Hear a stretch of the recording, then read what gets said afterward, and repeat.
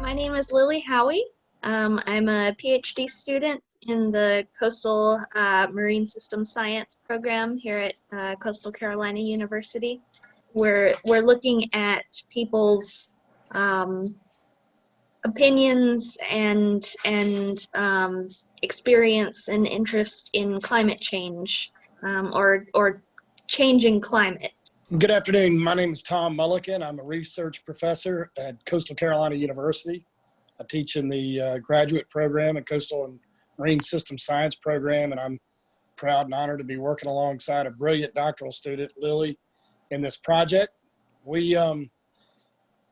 I've been working on climate since I was on Al Gore's staff in the mid-1980s, and I've had the good fortune of traveling around the world and lecturing on every continent, and I've seen a lot, and I know that really what we need now is not so much more natural science, but we need the social sciences so that we can build public conviction to begin to address the adverse consequences of a changing global climate.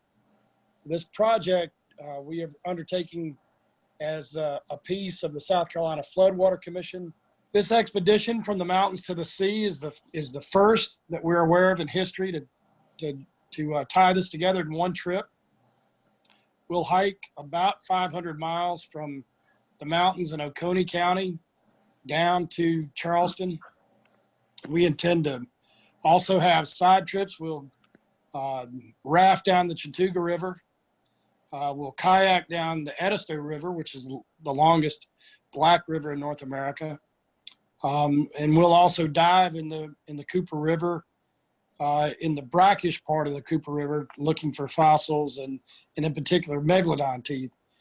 Each leg of this will talk about the natural beauty of South Carolina, along with subjects associated with the Floodwater Commission. And in the process of doing this, we'll survey several hundred South Carolinians who will add their voices to others that Lily has collected, and begin in a qualitative study to better understand the degree of understanding of our South Carolinians and also how we move this needle. South Carolina really is challenged in a very unique place, and we're uniquely situated to address these challenges. But we have coastal erosion associated with hurricanes and extreme weather off the ocean. We have what academics would typically refer to as nuisance flooding, which is flooding associated with just a heavy rain event, sunny sky rain event.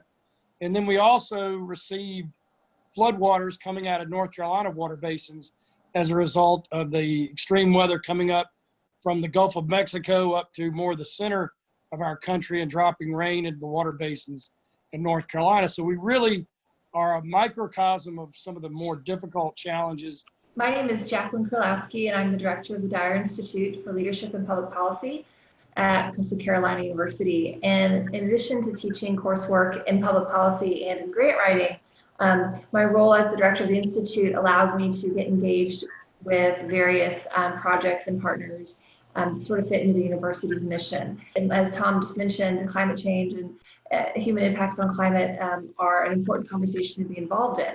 So through the Institute, we are embarking on polling and public sentiment, and I'm so pleased to be working with Lily on her survey and helping to bring some academic rigor and doing some pretty robust analysis of the work after the survey takes place. So back on the home front, once Tom returns back home, and then kind of from the data we collect, doing some analysis and some policy briefs that we can share with our partners throughout the state.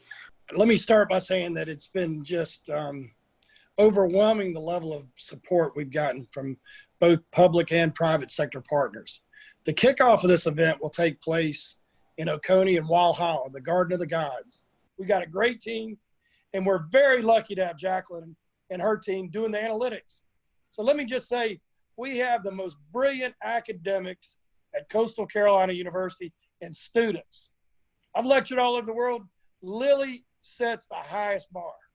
Now you may think, oh, I'm not exaggerating. What she did for us in Marion County was extraordinary. The way that people came together of of all these different task forces to find solutions to the flooding was just fantastic to see. It's exactly what got me excited about the outreach that I had done. And so just about the time I was, wavering with this project I was on in the geology side of things, we had this Marion County survey project that we were getting started, and I asked about helping out with that because I'd been taking some statistics classes with Dr. Sheehan, who is another fantastic professor at Coastal.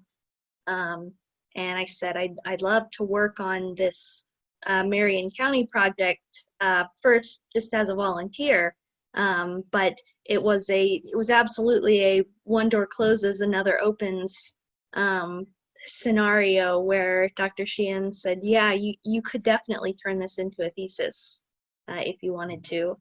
And so that's how I stepped over and got to working pretty much full time as a student. Nearly 60% of the world's population lives within 60 miles of the ocean. So that we're talking about development issues. We have more people encroaching on the oceans, and we have the oceans encroaching on the development. And these things are running headlong into each other. It's interesting, we've discussed, and you heard us discussing some about the effects of climate change, and we were talking about the food shortages, issues with crop yields. And when I started drafting the question is, it's giving respondents a list of these problems, things like droughts, hurricanes, flooding events, heat waves. Those were the first things to come to mind because those are the things you think of. You think of the term global warming that creates the droughts and the hurricanes, but when you don't as easily think about things like the crop yields, food shortages, economic issues, those are somewhat of an afterthought. And certainly if they are for someone who's been in the research field and studying climate for years, they're certainly not going to be something that easily comes to mind to the general public. Yeah, and so that's something we want to evaluate people's opinions, but we also want to help educate them and let them know that these are potential consequences.